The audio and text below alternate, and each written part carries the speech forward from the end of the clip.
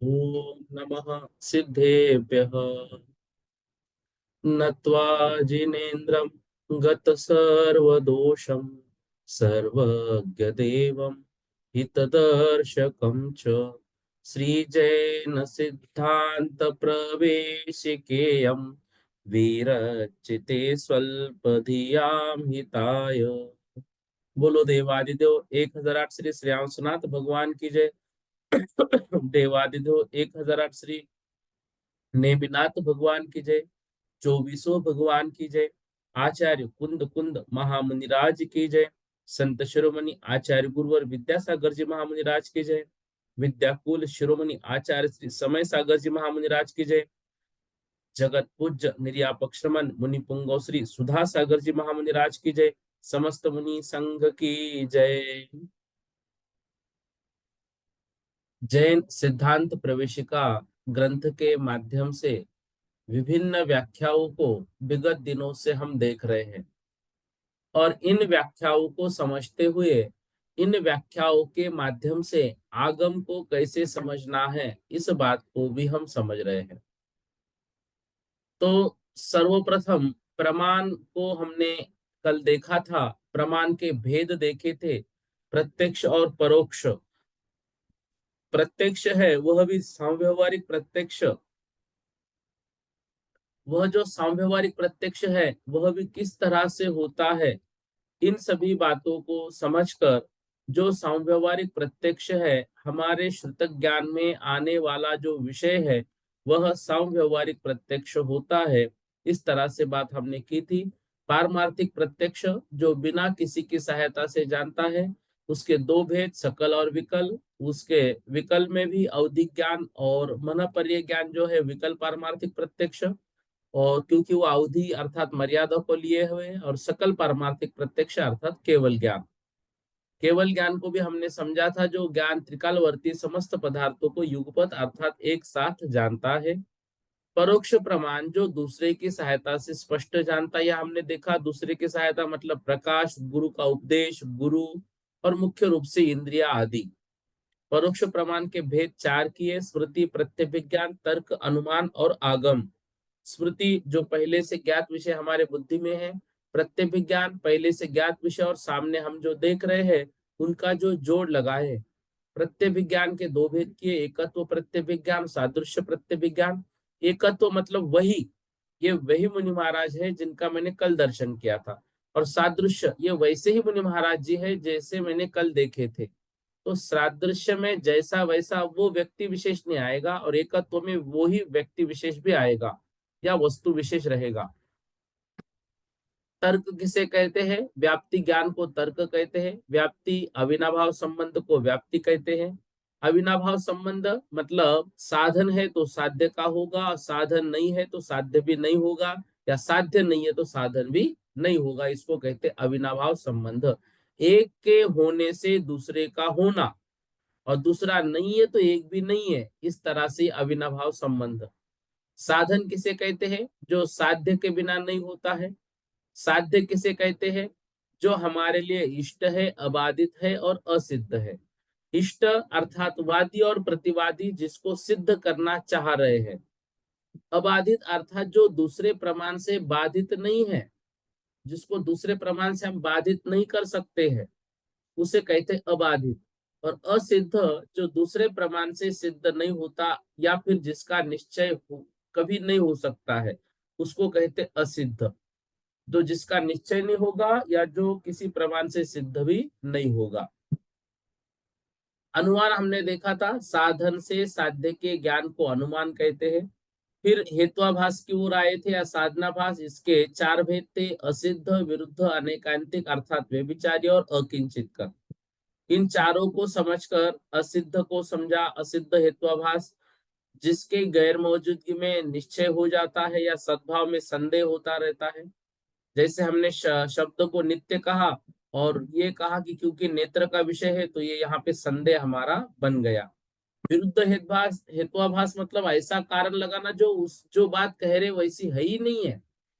जैसे वहां पे बहुत उजाला है, वहां पे बहुत उजाला है क्योंकि कमरे में घना अंधेरा फैला है। ये बिल्कुल विरोधाभास वाली बात हो रही है। शब्द नित्य है क्योंकि परिणामी है, ये बिल्कुल विरोधाभास वाली बात हो रही है। वो बहुत बोलता रहता है, क्यों? क्योंकि उसको बोलना ही नहीं आता। ये क्या कह रहे हैं? ये साध्य जो है उसके विरुद्ध पदार्थ के साथ व्याप्ति कर रही है, अविनाभाव गलत के साथ कर रहे हैं, विरुद्ध हेत्वाभास। अनैकांतिक या व्यभिचारी, ये पक्ष, सपक्ष, विपक्ष इन तीनों में जो व्याप्ता है उसको अनेकांतिक कहते हैं। अनेकांतिक मतलब जो सब में लग रहा है। इस कोठे में धूम है, धूम कोठे में है क्योंकि इसमें अग्नि है। अब कोठे में धूम है इसलिए अग्नि है, बात सही है। लेकिन कोठे में यदि धूम है तो कोठे से मतलब कमरे से यदि धुआं निकल रहा है तो उसमें अग्नि है। तो मात्र कोठे में धुआं नहीं है, अग्नि भी है। पक्ष जहां साध्य के रहने का ही शक हो। अब ऊपर के दृष्टांत में कोठा, भाई सब जगह यदि धूम भरा है तो फिर अग्नि कहाँ है? अग्नि के दूसरे कमरे में है क्या? यहाँ पे स्पष्ट समझ में नहीं आ रहा है। इस कारण से पक्ष में चला गया। सपक्ष जहां साध्य के सद्भाव का मौजूदगी का निश्चय हो गया। जैसे धूम का सपक्ष है गीले ईंधन से मिली हुई अग्नि। अब ये सपक्ष में चला गया, भाई धूम दिख रही है मतलब गीला ईंधन दिख रहा है, गीली लकड़ी दिख रही है, धुआं धुआं धुआं, वो गीली लकड़ी भी करती है, फिर अग्नि कहाँ है? ये सपक्ष में चला गया। और विपक्ष जो अग्नि नहीं है, ये तो लोहे का तपा हुआ गोला है, उसको ही हम अग्नि मान रहे हैं, तो ये भी विपक्ष में चला जाता है। अकिंचित कर, इसको हमने देखा था, जो हेतु कुछ भी कार्य करने में समर्थ नहीं है उसको कहते अकिंचित कर। अकिंचित कर जो कुछ भी नहीं करता है। उसके दो भेद के: सिद्ध साधन और बाधित विषय। सिद्ध साधन मतलब जो पहले से ही सिद्ध है, उसको फिर से सिद्ध करने की आवश्यकता ही नहीं है। और बाधित जिसमें दूसरे प्रमाण से बाधा आ रही है। बाधित के हमने कल भेद पढ़े: प्रत्यक्ष बाधित, अनुमान बाधित, आगम बाधित और स्ववचन बाधित। इन सभी चारों को भी व्याख्या को हमने देख लिया था। अनुमान के पांच भेद थे: प्रतिज्ञा, हेतु, उदाहरण, उपनय और निगमन। इनको भी हमने देखा था। प्रतिज्ञा क्या करनी है, फिर उसका हेतु हमने क्या दिया, फिर उदाहरण क्या दिया, फिर दृष्टांत क्या दिया, फिर दृष्टांत के भेद अन्वय और व्यतिरिक्त। अन्वय किसे कहते हैं? जहां पर साधन की मौजूदगी में साध्य की मौजूदगी दिखाई जाए, मतलब एक ही बात से वो बात सिद्ध कर जाए। हाँ, रसोई घर में धूम है ना तो अग्नि का सद्भाव है, अन्वय है। और जहां पे नहीं की बात आई कि भाई यहाँ पे अग्नि नहीं है तो यहाँ पर धूम भी नहीं है, तो जैसे तालाब, ये व्यतिरेक दृष्टांत। उपनय पक्ष और साधन की दृष्टांत में सदृश्यता दिखाने को उपनय कहते हैं। भाई अब यहाँ पे उपनय क्या है? उपनय ये है कि हमने यहाँ पर ये न्याय कर लिया है कि ठीक वैसे ही जैसे किचन में धुआं होता है तो अग्नि होती है, यहाँ पर भी धुआं दिख रहा है, अर्थात यह पर्वत भी वैसा ही धूमवान है। और नतीजा, फिर नतीजा जो निकलेगा, अच्छा ये धूमवान है इसका मतलब ये भी अग्निमान है, इसको निगमन कहते हैं। अब देखो ये लगभग 68 प्रश्न कल हमारे हो गए थे। अब आइए प्रश्न क्रमांक 69 69। हेतु के कितने भेद हैं? ध्यान से। हेतु के यहाँ पर तीन भेद किए हैं: केवल अन्वयी, केवल व्यतिरिकी और अन्वय व्यतिरिकी। केवल अन्वयी हेतु किसे कहते हैं? जिस हेतु में सिर्फ अन्वय दृष्टांत होता है, मतलब सद्भाव का ही दृष्टांत जहां पर होता है, असद्भाव का दृष्टांत जहां पर नहीं है। ये है इस कारण से ये है। और केवल व्यतिरिकी ये नहीं है इसलिए वो नहीं है। और अन्वय व्यतिरिक्त दोनों भी उदाहरण जहां पर हो। अब केवल अन्वयी देखो, प्रश्न क्रमांक 70। जिस हेतु में सिर्फ अन्वय दृष्टांत होता है, जैसे जीव अनेकांत स्वरूप है क्योंकि सत स्वरूप है, और जो जो सत स्वरूप होता है वह अनेकांत स्वरूप भी होता है, जैसे पुद्गलादिक। थोड़ा सा यहाँ पर लिखने में गलती हुई ऐसा प्रतीत होता है, तो यहाँ पर ऐसा होना चाहिए, जो जो जीव अनेकांत स्वरूप होते हैं वे सत्स्वरूप है, और जो जो सत्स्वरूप होता है वह अनेकांत रूप भी होता है, जैसे जीव। ठीक है, तो ये दोनों भी देखो, वैसे पुद्गल भी सत्स्वरूप है, पुद्गल भी अनेकांत रूप है, पुद्गल वैसे ही जीव भी अनेकांत रूप है और जीव भी सत्स्वरूप है। ठीक है, इस तरह से, लेकिन जैसा है वैसा ही, तो इसमें भी हम मतलब गलत नहीं है।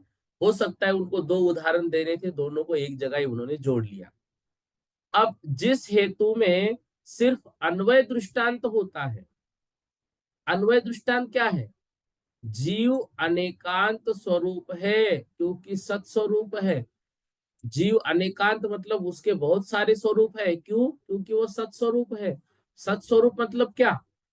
हम पढ़ते हैं ना, सद्द्रव्य लक्षणम उत्पाद व्यय द्रव्य युक्तम सत। सत क्या है? सत द्रव्य लक्षणम। हाँ। सत क्या है? सत द्रव्य लक्षण है। सत अर्थात जो उत्पाद व्यय और द्रव्य से सहित है। तो जिस हेतु में सिर्फ अन्वय दृष्टांत होता है, तो जीव को अनेकांत स्वरूप कहा, क्यों? क्योंकि वो सत स्वरूप है, वो उत्पाद व्यय और द्रव्य से सहित है। जैसे जीव नारक पर्याय में भी था, जैसे जीव मनुष्य पर्याय में भी था, जैसे जीव देव पर्याय में भी था, जैसे जीव तिर्यंच पर्याय में भी था, तो उसके अनेकांत स्वरूप है। क्यों? क्योंकि वो सत स्वरूप है। हम ये नहीं कह सकते कि जो मनुष्य पर्याय में वही जीव है, नहीं, वो अनेकांत स्वरूप है, उसका उत्पाद व्यय और द्रव्य भी होता है। अच्छा, जो सिद्ध गति में जीव पहुंचा है उनका उत्पाद व्यय द्रव्य, तो हमने सर्वार सिद्धि में ये भी पढ़ा था कि वहां पर भी उत्पाद व्यय और द्रव्य होता है, षटगुण हानि वृद्धि स्वरूप। मतलब उनका जो ज्ञान है वह ज्ञान बदलता नहीं, वो जीव बदलते नहीं है, लेकिन षटगुण हानि वृद्धि वहां पर होती रहती है।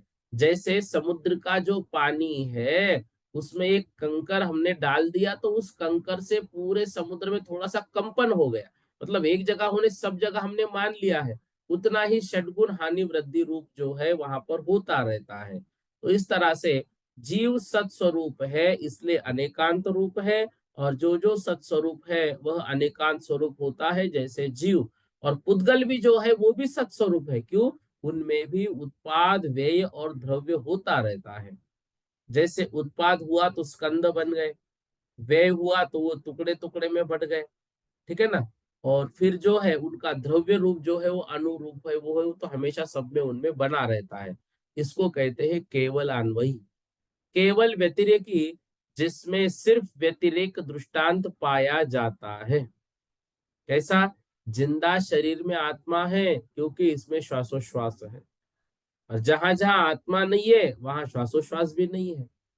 तो व्यतिरिक्त हाँ के साथ दा भी वहां पर लगाना पड़ेगा, वो कहलाएगा व्यतिरिक गुण। तो जिंदा शरीर में आत्मा है, बिल्कुल है, क्यों? श्वासोश्वास है। जहां आत्मा नहीं है वहां श्वासोश्वास नहीं है, इसका मतलब है कि जो मुर्दा शरीर है उसमें आत्मा नहीं है। या फिर जो भी पुद्गल हम सामने देख रहे हैं, चौकी टेबल आदि, उसमें आत्मा नहीं है, क्यों? क्योंकि इसमें से श्वासोश्वास की बात बाहर नहीं आ रही है। ये कहलाता है केवल व्यतिरिकी। अन्वय व्यतिरिक्त जिसमें अन्वय दृष्टांत और व्यतिरिक्त दृष्टांत दोनों भी हो। जैसे इस पर्वत पे अग्नि है क्योंकि इसमें धूम है, जहां जहां धूम होता है वहां वहां अग्नि होती है, जैसे रसोई घर। और जहां जहां अग्नि नहीं होती वहां धूम भी नहीं होती है, जैसे तालाब। तो ये दोनों बातें एक साथ जहां पर कही जा रही है वो कहलाता है अन्वय व्यतिरिकी।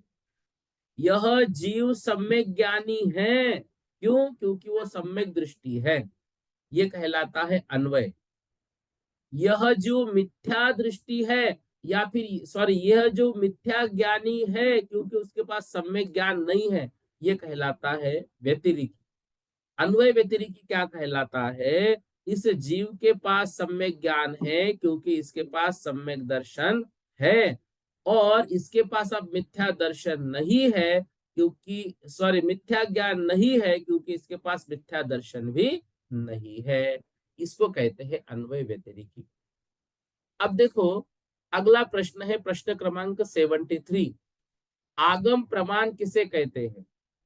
आप्त के वचन आदि से उत्पन्न हुए पदार्थ को, ज्ञान को आगम प्रमाण कहते हैं। किसे कहते हैं आगम? आप्त के वचन आदि से उत्पन्न हुए पदार्थ का ज्ञान। आगम क्या है? आगम का अर्थ हमने उस दिन देखा था ना। आगम मतलब जिसको अरिहंतों ने कहा है, अपने केवल ज्ञान के माध्यम से, सर्वज्ञता के माध्यम से, अपने दिव्य ध्वनि के माध्यम से समवसरण में जिन्होंने कहा है, तो वो आ ग मतलब गंधर्वों ने जिसे हमारे पास तक पहुंचाया है, गूंथा है, और मुनि महाराज जी ने जिसको लिपिबद्ध किया है, वो कहलाता है आगम। ठीक है ना? तो ये आगम क्या है? मुनि महाराज जी के ने इसको भले ही लिपिबद्ध किया है, गंधर्वों ने भले इसको गूंथा है, लेकिन वचन तो किसके है? आप्त के वचन है। और आप्त शब्द किसके लिए?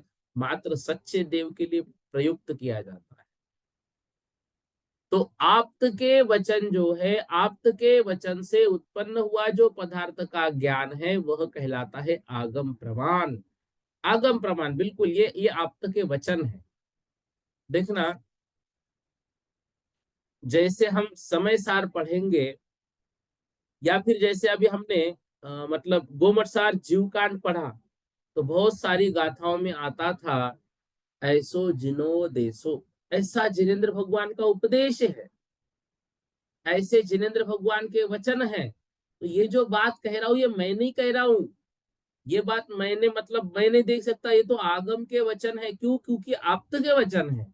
उसको कहते हैं आगम प्रमाण, क्योंकि वो वचन किसके हैं? वो वचन आप्त के वचन है। फिर आप्त किसे कहते हैं? जो रागी द्वेषी, उनको आप्त कहेंगे क्या? जो मिथ्या उपदेश दे रहे, उनको आप्त कहेंगे क्या? जिनके पास मात्र मति श्रुत है या फिर अवधि है, उनको आप्त कहेंगे क्या? नहीं। क्या कहा? परम वीतरागी हितोपदेशक सर्वज्ञ देव को आप्त कहते हैं। आप्त कौन? वीतरागी जो है, किसी के प्रति राग नहीं होना चाहिए, क्योंकि यदि किसी के प्रति राग हो तो राजा वसु की तरह हमारी कहानी हो जाती है, और सत्य के लिए प्रसिद्ध भी असत्य की ओर चला जाता है, क्योंकि राग है। हितोपदेशक, वह हितोपदेशक होना चाहिए। हित का उपदेश, सभी का हित का उपदेश, सभी के हित का उपदेश, वो हितोपदेश। और सर्वज्ञ देव, सर्वज्ञ मतलब सभी ज्ञान, केवल ज्ञान की प्राप्ति उनको होनी चाहिए, वो जो है वो कहलाते हैं आप्त। अब बता रहे हैं, प्रमाण जो बताया, उस प्रमाण का विषय क्या है? देखना, सामान्य अथवा धर्मी तथा विशेष तथा धर्म, इन दोनों अंशों का समूह रूप जो वस्तु है, उसको कहते हैं प्रमाण। सामान्य या धर्मी, ये कौन? ये आत्मा। आत्मा की विशेष बात क्या है? उसका ज्ञान गुण, वो वही उसका धर्म है। तो सामान्य और धर्मी आत्मा, विशेष और धर्म उसका गुण, ज्ञान गुण। तो प्रमाण क्या करता है? आत्मा का भी वर्णन करता है और उसके ज्ञान गुण का भी वर्णन करता है। जो दोनों का वर्णन करे उसको कहते हैं प्रमाण। सम्यक ज्ञानम प्रमाणम। सम्यक ज्ञान क्या है? प्रमाण है। और उसका विषय क्या है? सामान्य और विशेष, धर्म और धर्मी दोनों का जो वर्णन करे उसे कहते हैं प्रमाण। ठीक है?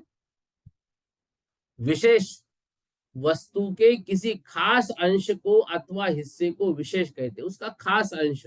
यदि हम ये कहें कि जीव का खास अंश क्या है, तो जीव का खास अंश कोई है तो वो है उसका ज्ञानमय स्वभाव। ज्ञानी जीव, उसका जो ज्ञान है वही उसको बाकी जीवों से अलग करता है, बाकी द्रव्यों से अलग करता है। सॉरी। तो वस्तु के किसी खास अंश अथवा हिस्से को जो विशेष कहते हैं, उसको विशेष कहते हैं। और विशेष के भी दो भेद है, एक है सहभावी विशेष और दूसरा है क्रमभावी विशेष। सहभावी विशेष जो वस्तु के पूरे हिस्से अथवा उसकी सब अवस्थाओं में रहने वाले विशेष को सहभावी विशेष कहते हैं अथवा गुण कहते हैं। सहभावी मतलब जो हमेशा जीव के साथ ही चलता है। ज्ञान कभी हमसे छूटेगा नहीं, ज्ञान जीव के साथ बना रहेगा। हाँ, उसमें हीना दिखता जरूर होगी, कभी मति होगा, कभी मतिश्रुत होगा, कभी मतिश्रुत अवधि होगा, कभी मतिश्रुत मना पर्याय होगा, या कुछ नहीं रहा तो केवल ज्ञान होगा, फिर सिद्ध पर्याय में भी वही रहेगा। तो वह जो ज्ञान है वह ज्ञान जीव को कभी छोड़ता नहीं है, ये कहलाता है सहभावी। उस विशेष को क्या कहते हैं? सहभावी विशेष। और क्रमभावी विशेष, क्रम से होने वाले वस्तु के विशेष अवस्थाओं को क्रमभावी विशेष कहते हैं अथवा पर्याय। भाई, जो ज्ञान गुण है वह गुण कभी बदला नहीं, वो ज्ञान गुण जीव के साथ हमेशा रहा, चाहे वो एक इंद्रिय हुआ, दो इंद्रिय हुआ, तीन इंद्रिय हुआ, चार इंद्रिय हुआ, पंचेंद्रिय हुआ, पंचेंद्रिय संगी हुआ, फिर मुनि महाराज हुआ, फिर वो केवल ज्ञानी हुआ, चाहे मोक्ष में चला गया, ज्ञान गुण ने उसको कभी भी छोड़ा नहीं है। तो ये सहभावी हुआ। क्रमभावी क्या है? पर्याय तो चेंज हो गई, हाँ बिल्कुल हुई। पहले एक इंद्रिय था, फिर दो इंद्रिय हुआ, फिर तीन इंद्रिय हुआ, फिर चार इंद्रिय हुआ, फिर पंचेंद्रिय हुआ, फिर पंचेंद्रिय में भी संगी हुआ, फिर मनुष्य बना, फिर उसने दीक्षा ली, फिर वो केवल ज्ञानी बना, फिर वो सिद्ध पर्याय तक चला गया। तो ये जो पर्याय है, ये पर्याय उसकी बदलती रही, तो जो बदलता रहता है वो क्रमभावी और जो हमेशा साथ रहता है वो सहभावी। इस तरह से अब प्रमाण का वर्णन तो कर दिया, फिर प्रमाणाभास कुछ होता है क्या? बिल्कुल होता है। प्रमाण क्या है? सम्यक ज्ञानम प्रमाणम, सम्यक ज्ञान प्रमाण है। फिर प्रमाणाभास क्या है? मिथ्या ज्ञानम प्रमाणाभासम, मिथ्या ज्ञान जो है वह प्रमाण का आभास है, ज्ञान नहीं है, सम्यक ज्ञान नहीं है, सम्यक ज्ञान का आभास मात्र है, मतलब प्रमाणाभास है, वो मिथ्या ज्ञान है। हमें लग रहा है कि उनको 10 अंग का, सॉरी 11 अंग और 10 पूर्व का ज्ञान जो अभव्य जीव को होता है, 14 पूर्व का तो भव्य को होता है, अभव्य को होता है। बिल्कुल ऐसा लग रहा है कि यह जो ज्ञान है ये ज्ञान सटीक है, ज्ञान सटीक है भी, लेकिन उनका सम्यक दर्शन नहीं है, इसलिए वह ज्ञान मिथ्या ज्ञान कहलाता है, वह ज्ञान प्रमाणाभास कहलाता है। प्रमाणाभास के कितने भेद है? तो प्रमाणाभास के 3 भेद आगम में किए हैं, संशय, विपर्यय और अनध्यवसाय। संशय, विपर्यय और अनध्यवसाय, इसको हमने तत्वार सूत्र में भी और सर्वज्ञ सर्वार्थ सिद्धि में भी अच्छे से पढ़ा था। वही बात बता रहे, देखो ध्यान से। संशय, विरुद्ध अनेक कोटि का स्पर्श करने वाले ज्ञान को संशय कहते हैं। यहाँ कोटि का मतलब क्या है? विरुद्ध अनेक कोटि, कोटि मतलब भेद, कोटि मतलब प्रकार, विरुद्ध अनेक प्रकार को जो स्पर्श करके आए उस ज्ञान को संशय कहते हैं। सबको स्पर्श कर रहा है, सबको स्पर्श कर रहा है, तो अनेक स्पर्श को जो करके आ रहा है वो संशय। मतलब क्या? मैंने आगम में पढ़ा, मैंने आगम में पढ़ा, क्या पढ़ा? मैंने पढ़ा कि रात्रि में भोजन नहीं करना चाहिए, बिल्कुल सही पढ़ा, लेकिन संशय हो रहा है। क्या संशय हो रहा है? रात्रि में भोजन करूं क्या नहीं करूं? मैंने सही में आगम में ऐसा पढ़ा कि नहीं पढ़ा? ऐसा होता है कि नहीं होता है? अगर मैं सही में रात्रि में भोजन छोड़ दूं तो उसको मेरा कल्याण होगा कि नहीं होगा? सही में स्वर्ग नरक होते ही कि नहीं होते हैं? ऐसे मन में अनेक प्रकार का विचार चलते रहना, संशय, कोई निर्णय तक नहीं पहुंचना, उसको कहते हैं संशय। जैसे आगम में उदाहरण दिया, सीप है या चांदी है? चांदी तो ठीक, जो सीप जिसमें मोती निकला है वो सीप जब बाहर लाया जाता है और सामने रखा जाता है तो समझ में नहीं आएगा कि चांदी है कि सीप है, इतना चमकता है वो सीप। तो संशय में ये संशय हमेशा बना रहेगा कि सीप है कि चांदी है। विपर्य क्या कहलाता है? विपर्य, भाई मैंने मान लिया कि वो चांदी है और उसको जेब में रख दिया, क्या हो गया? विपरीत एक कोटि के निश्चय को, ऊपर अनेक कोटि अनेक प्रकार और नीचे एक ही प्रकार। हाँ, मेरे जेब में चांदी, मेरे जेब में चांदी, मेरे जेब में चांदी, चांदी नहीं है, वो तो सीप है, चांदी मान बैठे हो, तो ये विपर्य कहलाएगा। विपरीत एक कोटि का निश्चय हमने कर लिया, कोई भी एक कोटि जो विपरीत थी उसका निश्चय कर लिया, हाँ हाँ ये चांदी ही है, इसको कहते हैं विपर्य। अनध्यवसाय, अनध्यवसाय, ऐसे प्रतिभास को अनध्यवसाय कहते हैं जैसे मार्ग में चलते हुए व्यक्ति के तृण आदि का ज्ञान, पैर में कुछ चुभ गया, क्या चुभा?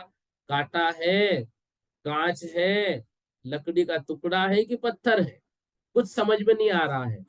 तो ये जो समझ में नहीं आ रहा है यह क्या है, यहीं तक हमने इसको छोड़ दिया, इसको कहते अनध्यवसाय। क्या है देखो, संशय, विपर्य, अनध्यवसाय, तीन बातों को आगम में समझ लो, अच्छे से, अच्छे से समझ लो। देखो संशय मतलब क्या है? हम जो भी बातें आगम में पढ़ते हैं उसमें यदि हमको संशय हो रहा है तो वह गलत है। देखो, आप निर्यापक श्रवण मुनि महाराज जी के पास जिज्ञासा रखते हैं, प्रमाण सागर महाराज जी के सामने भी जिज्ञासा या शंका आप रखते हो, शंका समाधान वहां पे मिलता है। उस शंका का होना मिथ्यात्व का कारण नहीं है, वो प्रमाणाभास नहीं है। वो क्या है? वो तो कोई दिक्कत नहीं, आगम में पढ़ते समय कुछ तो बातें ऐसी आएगी जो समझ में नहीं आएगी तो हमें गुरु से पूछना पड़ेगा, वो संशय में नहीं आएगा। संशय में आएगा गुरु ने कहा कि आकिंचन्य जो है वह परिग्रह का कम होना ही आकिंचन्य, और आकिंचन्य ही हमारे आत्मा का स्वभाव है, उसमें संशय बना रहना, ऐसा कैसे कह रहे हो? मुझे तो बड़ी लालच है, मेरा तो मन बहुत पैसे के लिए करता रहता है, मैं तो भागता रहता हूँ पैसे के लिए, दौड़ भाग करता रहता हूँ, मुझे तो पैसा ही चाहिए। अब आकिंचन्य धर्म को कहा तो सही, लेकिन हमने क्या कर दिया, उसमें संशय करते रहे, सही है क्या गलत है, और फिर हमने निश्चय कर लिया अरे कुछ नहीं होता, ये सब कुछ पैसा ही है सब कुछ। कहते ना, बाप बड़ा ना भैया, सबसे बड़ा रुपया। तो ये विपरीत ज्ञान चला गया। और अनध्यवसाय, मुझे क्या करना है जान के, छोड़ दो इसको, मुझे क्या करना है, कोई भी हो तो वहां पे जाते ही नहीं है, ये कहलाते हैं अनध्यवसाय। देखो, बहुत सारे लोग संसार में ऐसे मिलेंगे जिनको आगम पर संशय बना हुआ है, लिखा तो है आगम में ऐसा, लेकिन मुझे संशय, ऐसा नहीं हो सकता है, ये कहलाता है संशय। बहुत सारे लोग संसार में ऐसे मिलेंगे जो उल्टी मान्यता लिए हुए हैं, जैसे कपड़ों के साथ मोक्ष है, जैसे स्त्री को मोक्ष है, जैसे केवली भगवान केवलाहार लेते रहते हैं। ये क्या है? ये सीधी सीधी उन जो केवली भगवान की वाणी है उस पर भरोसा नहीं है, सीधा विपरीत ज्ञान हमने इकट्ठा कर लिया, ये कहलाता है विपर्य। और इससे ज्यादा होता है खतरनाक अनध्यवसाय। अनध्यवसाय आगम में जब इसकी व्याख्या ढूंढी जाती है तो अनध्यवसाय का मतलब होता है अनध्यवसाय जिसकी सीखने की कोई इच्छा ही नहीं है। अध्यवसाय मतलब जो पढ़ना चाहे, और अनध्यवसाय मतलब जिसको पढ़ने की इच्छा ही नहीं है, जो लिखा हो सो हो, मुझे क्या करना है, मुझे कुछ नहीं करना है, मुझे कुछ नहीं करना है। देखो, एक बार नगरी में महाराज जी आए थे, तो महाराज जी के लिए चौकी की बात चल रही थी, बहुत सारे लोगों ने चौका लगाया, एक व्यक्ति ने चौका नहीं लगाया, जबकि वो बड़ा अमीर था, बहुत अच्छा था, पैसे वाला था। लगाओ भैया, लगाओ भैया, लगाओ भैया, नहीं ये दिक्कत है, वो दिक्कत है, वो दिक्कत है, ऐसे चल रही है बात। फिर उनकी पत्नी जी मिले, पत्नी जी को बोला कि भाई आप क्यों नहीं लगा रहे चौका? बोले नहीं लगा सकते हैं। तो उनको समझाया गया, देखो आप मन में चाहो तो सही, जहां चाह है वहां राह है। तो बोले हमारी चाह ही नहीं है तो फिर राह कैसे निकलेगी? चाह ही नहीं है हमको लगाने की, फिर राह कैसे निकलेगी? आगम समझने की चाह ही नहीं है, वो कहलाता है अनध्यवसाय। वो जानने की इच्छा छोड़ चुका है। देखो संशय वाला क्या कर रहा है, संशय बना रहा है, ये सच है कि ये सच है। विपरीत वाले ने विपरीत को सच मान लिया है, लेकिन अनध्यवसाय क्या कर रहा है, ना तो सच की तरफ जा रहा है ना झूठ की तरफ। छोड़ दो इसको, मुझे नहीं जानना है, मुझे नहीं जानना है आगम में क्या है, मुझे क्या करना है उससे, मुझे मेरा क्या लेना देना है। तो मार्ग में चलते हुए व्यक्ति के तृण आदि का ज्ञान कुछ चुभ गया, क्या चुभा मालूम नहीं है, और जानने का कोई प्रयास भी नहीं किया है, उसको कहते अनध्यवसाय। मतलब जो आगम को जानने का प्रयास नहीं करते हैं वो कहलाता है अनध्यवसाय। बहुत लोग कहते हैं कि ये हमारा विषय नहीं है, हम आधा आधा एक एक घंटा नहीं बैठ पाएंगे, हम जो है तो हम वहां पे सुन नहीं सकते, हमारी शक्ति इतनी नहीं है, हमें नहीं बैठना, हमें नहीं करना है, हमसे नहीं होता है। ये क्या है, ये आगम से दूर भागना है, ये अनध्यवसाय है। और बिल्कुल 7 बज गए हैं और लिंक भी आ गई है, 7:05 हो गए हैं, अभी तक क्लास शुरू क्यों नहीं हुई, ऐसा मन में विकल्प चल रहा है। और क्लास के लिए सब लोग एक जगह एक साथ आके बैठ गए हैं, सब लोग अपने अपने स्क्रीन के सामने बैठ गए हैं और आगम पढ़ने का प्रयास कर रहे हैं, तो वो है अध्यवसाय। ठीक है। और यदि नहीं है तो वो कहलाता है अनध्यवसाय। इस तरह से समझना। ठीक है। अगला देखिए, प्रश्न क्रमांक 86, 86वां। नए किसे कहते हैं?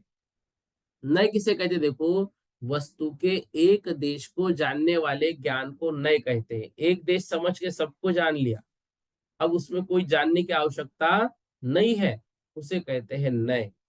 ठीक है ना। नए जो है, नए के भेद दो प्रकार के किए, एक किया निश्चय ने, दूसरा किया व्यवहार ने अथवा उपनय।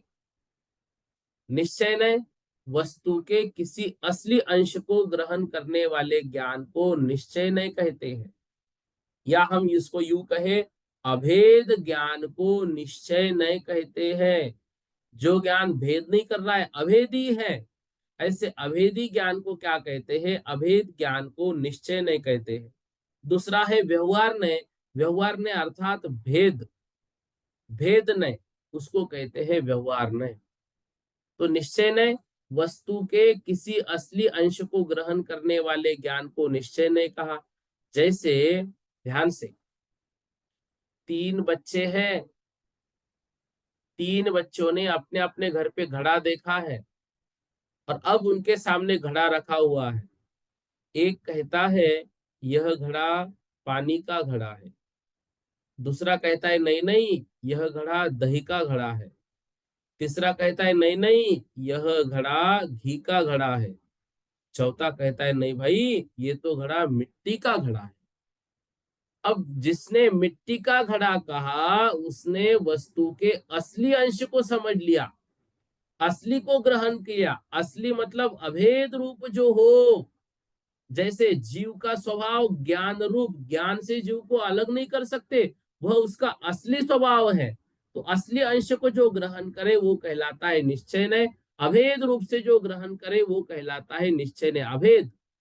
देखो, पर्याय नय क्या करता है, पर्यायार्थिक दृष्टि से देखता रहता है, आर्थिक मतलब प्रयोजन। लेकिन जो निश्चय नय है वो पर्याय की तरफ ध्यान नहीं देता है, वो वस्तु के असली अंश को ग्रहण करता है। व्यवहार किसे कहते हैं? व्यवहार नय किसे कहते हैं? किसी निमित्त के वश से एक पदार्थ को दूसरे पदार्थ रूप जानने वाले ज्ञान को व्यवहार नय कहते हैं। भाई ठीक है, हमने माना कि ये मिट्टी का घड़ा है, लेकिन व्यवहार नहीं क्या कहेगा, उसको दूसरे पदार्थ के जो ज्ञान है, अर्थात किसी निमित्त से पदार्थ को दूसरे पदार्थ रूप जान रहा है, उसको कहते हैं व्यवहार नहीं। जैसे मिट्टी के घड़े को घी के निमित्त से घी का घड़ा कहना, ये व्यवहार नहीं है। क्यों? क्योंकि उस घड़े में घी रखा जाता है तो अब वो घी का घड़ा बन गया है, तो वो मिट्टी का घड़ा। इस तरह से ये व्यवहार नहीं होता है। अब निश्चय नहीं के दो भेद किए, एक किया द्रव्यार्थिक ने, दूसरा किया पर्यायार्थिक ने। द्रव्यार्थिक ने जो नए द्रव्य अर्थात सामान्य को ग्रहण करे, और पर्यायार्थिक ने जो नए विशेष अर्थात गुण अथवा पर्याय को विषय करता है। तो नए में क्या किया, सामान्य से ग्रहण कर लेता है, वो द्रव्यार्थिक में। पर्यायार्थिक में जो विशेष गुण को, उस उनके विशेष पर्याय को विषय करता है, वो कहलाता है पर्यायार्थिक नय। द्रव्यार्थिक नय के 3 भेद है। जो हमने तत्वार सूत्र के देखो 33वें सूत्र में नैगम संग्रह व्यवहार जो सूत्र शब्द समभि रूढ़े एवं भूता नया, इस सूत्र में पढ़ा था। अब उसमें से द्रव्यार्थिक नय 3 है, नैगम संग्रह व्यवहार, ठीक है। और बाकी जो 4 है वह कहलाते हैं पर्याय आर्थिक नय। इन सबको भी एक बार हमको देखना है ध्यान से। देखो, नैगम नय किसे कहते हैं? दो पदार्थों में से एक को गौण कर और दूसरे को प्रधान करके अभेद विषय को ग्रहण करने वाला ज्ञान नैगम ज्ञान है या नैगम नय है। पदार्थ के संकल्प मात्र के ग्रहण करने वाला ज्ञान नैगम नय है। दो पदार्थ है, एक है चावल और एक है तंदुल। चावल जो पके हुए हैं, अब जो चावल पके हुए हैं वो हमने देखे, हमने कहा हाँ चावल रेडी हो रहे हैं, चावल बन गए।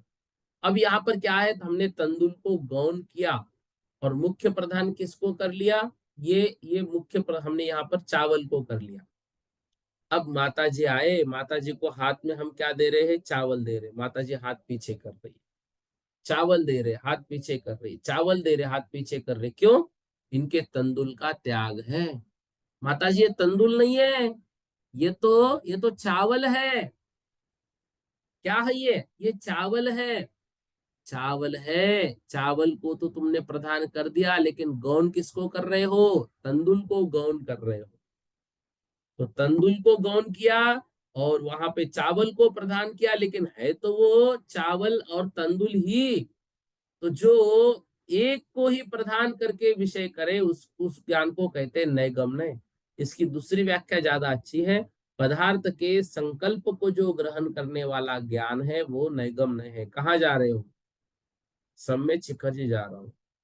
अभी तो घर से निकले भी नहीं, घर में ही दिख रहे हो।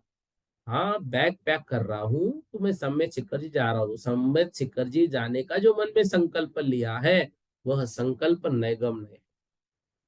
जैसे कोई आदमी रसोई घर में चावल चुनता है, किसी ने उससे पूछा क्या कर रहे हो, तो उसने कहा भात बना रहा हूँ। यहाँ चावल और भात में अभेद विवक्षा है, अथवा चावलों में भात का संकल्प है। अभी बनाना शुरू नहीं किया लेकिन संकल्प किया, ये कहलाता है नैगम्य। संग्रह ने अपने जाति का विरोध नहीं करके अनेक पदार्थों का एक पने से जो ग्रहण करे उसे संग्रह नहीं कहते।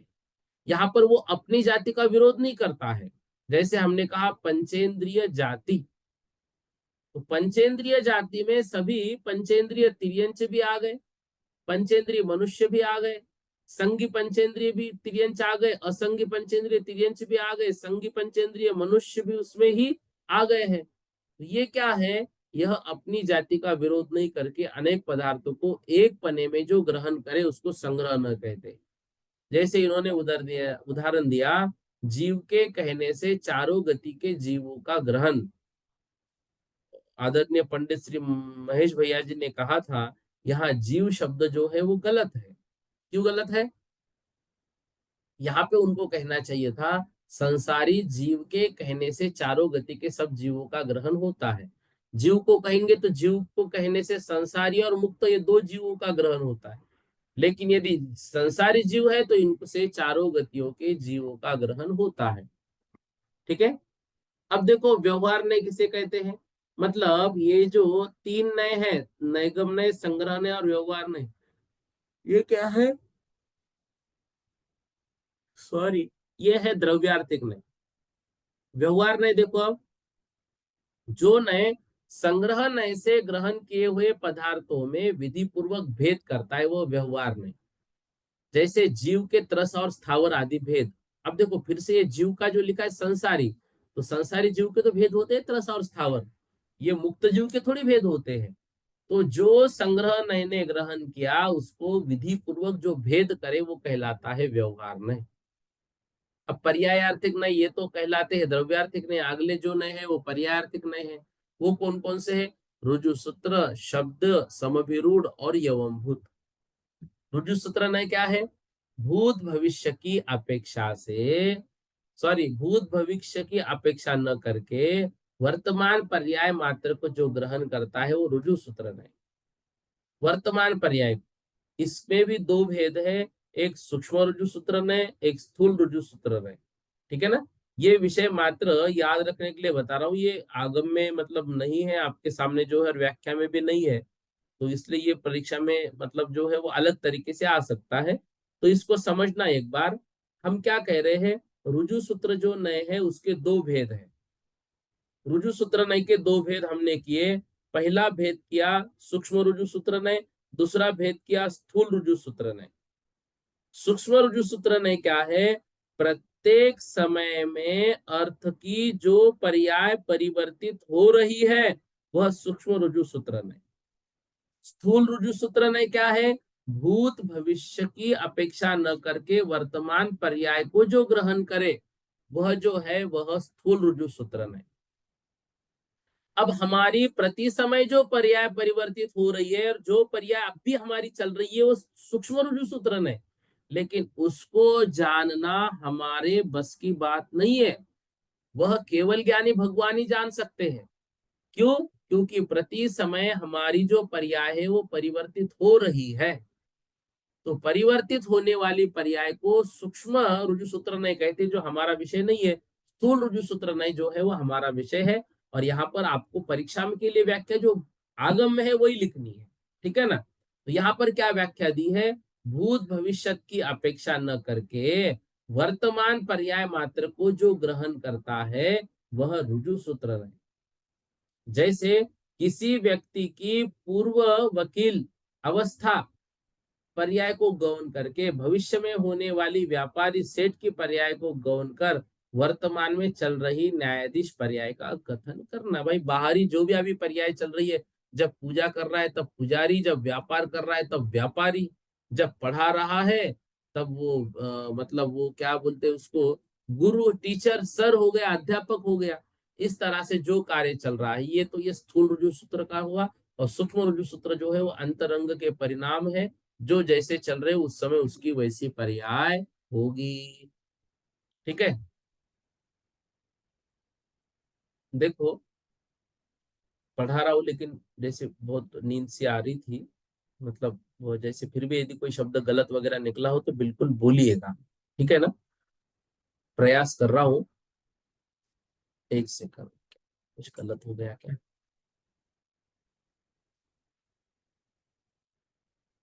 हाँ विजया दीदी बोलिए। हाँ, प्रणाम करती हूँ भाई साहब। कल जो आपने अव्याप्ति, अतिव्याप्ति और असंभव, इनके बारे में एक सर्कल निकाल के रेड कलर का थोड़ा कलर भरा, फिर बाद में थोड़ा बाहर साइड भरा वगैरह, वो एक बार थोड़ा सा शॉर्ट में फिर से बता दीजिए। ठीक है। ये देखो ये मोबाइल है आपके सामने। जी। हाँ। अभी ये इसमें तीन प्रकार के दोष हैं। अब यदि हमने कहा कि अव्याप्ति दोष किसे कहते हैं, जो पदार्थ के एक देश में पाया जाता है, तो ये स्क्वायर है समझो। अब इसमें हमने कहा कि इसमें लाल रंग भरो, तो किसी ने क्या कर दिया, आधे में ही लाल रंग भर दिया। तो आधे में लाल रंग भर दिया, आधा तो बाकी है, ये अव्याप्ति हो गया। हाँ। अतिव्याप्ति क्या जी हुआ, इसमें लाल रंग उसने भरा, लाल रंग भरते भरते मोबाइल को तो लगा, लेकिन मोबाइल के बाहर जो कागज वगैरह वहां रखा था जिसपे मोबाइल रखा है उस पे भी लगा हुआ है रंग। ये हो जी गया जी अतिव्याप्ति, मतलब जो जी लक्षण के साथ अलक्ष्य में भी चला गया। जी जी बिल्कुल। अतिव्याप्ति। और असंभव क्या हो गया, उसने जो मोबाइल जिस कागज पे रखा हुआ था उस कागज को तो कलर कर दिया, मोबाइल को कलर ही नहीं किया, जबकि मोबाइल को कलर करने के लिए कहा था। जी वो जी। कहलाता है असंभव। कल क्या हो गया था भाई साहब, थोड़ा सा गलत मेरे सुनने में आया होगा, जो बाहर कलर लगा उसको आपने अव्याप्ति कहा था। अभी मैं कंफ्यूज ना हो जाऊं इसलिए मैंने ना ना कंफर्म कर ना, लिया, जो बिल्कुल बहुत सही। अंतरंग में रहेगा वो अव्याप्ति, जो हाँ बाहर थोड़ा थोड़ा चला गया वो अतिव्याप्ति, और हाँ। सिर्फ जी बाहर ही गया अंदर नहीं रहा वो असंभव। जी जी जी, बहुत सुंदर, प्रणाम भाई साहब। लक्ष्मी दीदी जी बोलिए।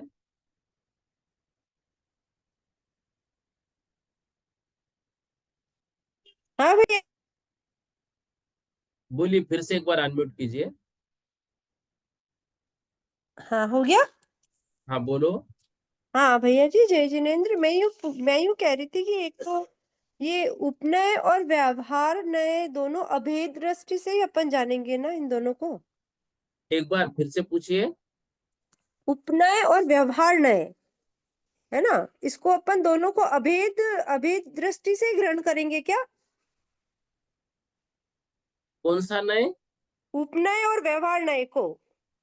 उपनय और व्यवहार नय। हाँ, हाँ इसको हाँ, हम अभेद दृष्टि से, देखो, अभेद दृष्टि से ग्रहण। अभेद दृष्टि से नहीं, उनको हम भेद दृष्टि से ग्रहण करेंगे। अभेद दृष्टि से जो है वो द्रव्यार्थिक नहीं। वो द्रव्यार्थिक नय होगा। हाँ नहीं, जैसे अभेद दृष्टि से निश्चय नय, और हाँ उपनय और हाँ, व्यवहार नय को अपन भेद दृष्टि से ग्रहण भेद करेंगे। दृष्टि से कहेंगे। अच्छा ठीक है। और भैया जी एक और अभी जो अपन पढ़ रहे हैं ना अभी इसमें, तो इसमें हमने मतलब यो निकला जैसे संग्रह नय है वो एक पने से ग्रहण करेगा किसी भी पदार्थ को, और व्यवहार नय और शब्द नय, और ये शब्द भेद भेद पने को से ग्रहण करेगा, यूं भेद रूप में ग्रहण देखो, करेगा। नैगम नय क्या करेगा, संकल्प मात्र को ग्रहण करेगा। संग्रह नय क्या करेगा, जो अपने जाति का विरोध नहीं करेगा। तो जैसे यहाँ हाँ पर जी लिखा है, जीव कहने से चारों गति के जीवों का ग्रहण हुआ, तो यहाँ पर हाँ थोड़ा भैया सा जी। संसारी जीव होना चाहिए। भाई संसारी जीव कहा, तो संसारी जीव चारों गति के जीव आ गए, संग्रह को ग्रहण किया। व्यवहार नय हम्म। ने क्या किया, व्यवहार नय ने जो संग्रह नय का जाना हुआ विषय था उसको भेद कर दिया, हाँ भैया तो जी भेद ठीक रूप है। में जान लिया। ये व्यवहार हम्म नय ने काम कर लिया। हम्म अब हम्म इसके हम्म बाद जो है मतलब ये तीनों का हो गया। फिर अगला जो है ये पर्यायार्थिक नय के भेद किए, रुजु सूत्र, शब्द, समभिरूढ़ और एवं भूत। रुजु हम्म। सूत्र नय के दो भेद किए, स्थूल रुजु सूत्र नय और सूक्ष्म रुजु सूत्र नय। स्थूल हाँ रुजु जी सूत्र जो सामने आपकी व्याख्या दी है ना, ये स्थूल रुजु सूत्र की है। सूक्ष्म रुजु सूत्र भी होता है, प्रति समय अच्छा। हमारी पर्याय परिवर्तित होती रहती हम्म। है ना। तो वो प्रति हाँ। समय जो पर्याय परिवर्तित होती रहती है उसको, जैसे मतलब एक मुनि महाराज जी का उदाहरण आता है कि भाई वो जिस पेड़ के नीचे बैठे हुए हैं उतने हम्म ही उनके भव बचे हुए हैं। तो हम्म। पहले तो वो कम पेड़ वाले जगह पर बैठे हुए थे, बाद में जो है वो बहुत ज्यादा पत्ते वाले पेड़ के नीचे जाके बैठ गए। अब क्या हो हाँ। गया, तो इनके अंतरंग के परिणाम जो है परिवर्तित हो गए। तो वो जो अंतरंग के परिणाम है वो प्रति समय हमारे परिवर्तित होते रहते, वो हमारा विषय नहीं है। वो हम्म। केवल ज्ञानियों का विषय है, लेकिन वो जो काम करता है उसको पकड़ने का वो भी रुजु सत्र नहीं करता है, ये कहना चाह रहे हैं। ठीक है। अच्छा ठीक है भाई। नहीं मतलब मेरे कहने का मतलब ही ये तो समझ में आ गया मुझे, ऋजु सूत्र और सूक्ष्म और स्थूल का। पर मैं जैसे यूं अपने आप को किस तरीके से समझूं कि संग्रह नय एक पने को ग्रहण करेगा, शब्द नय और संभिरूढ़ नय, और ये दोनों भेद रूप ग्रहण है, मतलब पदार्थों का भेद रूप ग्रहण हाँ कर रहे नहीं, हैं ना ठीक है, किसी भी ऐसा चीज नहीं, अभी को। देखो पूरे सातों ने एक बार होने दो, फिर आप उसको हम्म। मतलब समझो। अभी अच्छा मतलब भैया। जैसे अभी आपने तो पढ़ लिया एक बार विषय और हमारा हो भी चुका है, लेकिन इसके अपेक्षा एक बार होने दो फिर आप प्रश्न पूछो ये। हाँ जी, नहीं वो शब्द नहीं चल, अच्छा अभी ऋजु सूत्र ही चल रहा था। हाँ, अभी शब्द ने शुरू नहीं हुआ ना। एक्चुअली हाँ क्या है, जी थोड़ा हाँ सा जी। मुझे मतलब वो हल्की सी ऐसा झपकी आए जैसा लगा, तो मुझे लगा कुछ मुझसे गलत ना निकल गया हो। हाँ जी भैया जी ठीक है हाँ। ठीक है ठीक है। वो क्या मैं आगे थोड़ा सा भेद भेद को देखती रही ना, तो मेरे को यूं लगा कि ये नहीं नहीं सब नहीं, आगे वो नहीं हुआ, अभी रुजु सूत्र ही चल रहा है। पूर्णिमा दीदी जी बोलिए। जय जिनेन्द्र भैया जी। जय भैया जी ये जिनेन्द्र। हुंडा सर्पणी काल के दोष में क्या ऋषभदेव राजा की पुत्रियां और तीर्थंकर के उपसर्ग भी आएंगे थोड़ा क्या? थोड़ा जोर से पूछिएगा। जे हुंडा सर्पणी काल के दोष जो आपने मतलब उसमें पेपर में दिए थे, उसमें राजा ऋषभदेव की पुत्री तीर्थंकर के उपसर्ग भी आएंगे क्या? राजा ऋषभ देव की। पुत्रियां दोनों हाँ और तीर्थंकर के उपसर्ग, हाँ हाँ हाँ, या फिर भूतों की पूजा है, रागी की पूजा, इसमें क्या क्या आएगा? ये कहीं पूछा हुआ है कि ऐसा तो आता है कि हाँ वो उसमें तीर्थंकर की आया जो। ना पेपर में, आपने जो पेपर दिया था ना वो, हाँ हाँ, उसमें है उंडाप सर्पणी काल के दो दोष लिखिए। ठीक है, एक बार मुझे वो भेजना, मैं देखता हूँ क्या है तो व्हाट्सएप हाँ करना मुझे। देखो, हुंडा और सर्पिनी काल के जो दोष है उन दोषों में बहुत सारी बातों का उल्लेख है, वो बातें मैं एक बार ग्रुप पर भेज देता हूँ। ठीक है। ठीक है, ठीक है भैया जी। जय श्री राम। जय जिनेन्द्र। अभी 1-2 मिनट सब पहले प्रश्न कर लेते हैं, 2-3, फिर अपन सबकी शंका कर लेंगे। आप म्यूट कर लीजिए दीदी। पूर्णिमा दीदी म्यूट कर लीजिए। कर लिया भैया। नहीं ना, आवाज तो आ रही है आपकी। हाँ, देखो, शब्द ने लिंग, कारक, वचन, काल, उपसर्ग आदि के भेद से जो पदार्थ को भेद रूप ग्रहण करता है वह शब्द ने। जैसे दारा, भार्या, कलत्र, ये तीनों भिन्न भिन्न लिंग के शब्द है, लेकिन एक ही स्त्री वस्तु के वाचक है, किंतु यह न स्त्री को 3 भेद रूप ग्रहण करता है। इस प्रकार कारक आदि का दृष्टांत भी हो सकता है। जैसे दारा जो है, यह जो रूप है स्त्री रूप, मतलब स्त्रीलिंग में चलेगा। ये भार्या जो है पुल्लिंग में चलेगा। कलत्र जो है नपुंसक लिंग में चलेगा। मतलब संस्कृत यदि पढ़ी हो तो संस्कृत में 3 लिंग होते हैं, तो रूप भी उसके अनुसार चलते हैं। लेकिन अर्थ यदि देखा जाएगा तो तीनों का अर्थ स्त्री है तो ये स्त्रीलिंग के ही शब्द, लेकिन ये जो है ये अलग अलग रूप में है। तो ये दारा, भार्या और कलत्र, इस तरह से ये भिन्न भिन्न शब्दों को भी एक ही अर्थ जो है वो ग्रहण कर रहा है। तो लिंग, कारक, वचन, काल, उपसर्ग आदि के भेद से जो पदार्थों को भेद रूप ग्रहण करे वह नय जो है वो, सॉरी, ये शब्द नय जो अलग अलग भेद करे। लिंग, कारक, वचन, काल, उपसर्ग आदि के भेद से जो पदार्थ के भेद को अलग अलग ग्रहण करे। दारा, दारा मतलब पत्नी, ठीक है ना। दारा मतलब पत्नी, अर्थात जो अपने पति का ख्याल रखे। भार्या अर्थात जो भार संभाले। कलत्र, कलत्र का अर्थ होता है जो वाद विवाद करे, ठीक है ना। तो ये तीनों के अर्थ अलग अलग है। तो इस तरह से ये जो है ये सभी एक स्त्री के ही वाचक है, तो तीनों को भेद रूप ग्रहण करे तो ये कहलाता है शब्द ने। और समभिरूढ़ जो है, ये समभिरूढ़ क्या है, ये लिंगादिक का भेद नहीं करता है। ये सीधा सीधा उस पदार्थ का जो है मतलब जो लिंगादिक का भेद न होने पर भी पर्याय शब्द के भेद से जो पदार्थों को भेद रूप ग्रहण करता है। जैसे इंद्र, शुक्र, पुरंदर, ये तीनों एक ही लिंग के पर्यायवाची शब्द हैं। शब्द देवराज के वाचक है, तो भी यह नए देवराज को 3 रूप में ग्रहण करता है, अर्थात शब्दों का भिन्न भिन्न अर्थ करता है। इंद्र अलग, शुक्र अलग और पुरंदर अलग, ऐसे ये कहलाता है समभिरूढ़ नय। एवं भूत नय, जिस शब्द का जिस क्रियारूप अर्थ है उसी क्रियारूप परिणमे पदार्थों का जो ग्रहण करता है वो कहलाता है एवं भूत नय। जैसे पुजारी को पूजा करते समय, मतलब जो सूक्ष्म रुजु सूत्र नय जैसे हमने कहा था, हालांकि उसका इसका कोई संबंध नहीं है, लेकिन सूक्ष्म रुजु सूत्र नय जैसे कोई व्यक्ति टीचर है लेकिन वो पूजा कर रहा है तो उस समय वो पुजारी है, ये कहलाता है एवं भूत नय। ठीक है, इस तरह से इतना हम आज पढ़ लेते हैं। ये कल से जो विषय आ रहा है बहुत अच्छा विषय है, व्यवहार नय के भेद, सद्भूत व्यवहार ने, असद्भुत व्यवहार ने, उपचरित असद्भुत व्यवहार ने, ये आगम में बहुत काम आते हैं। तो कल इसको पढ़ेंगे, बहुत अच्छे विषय है।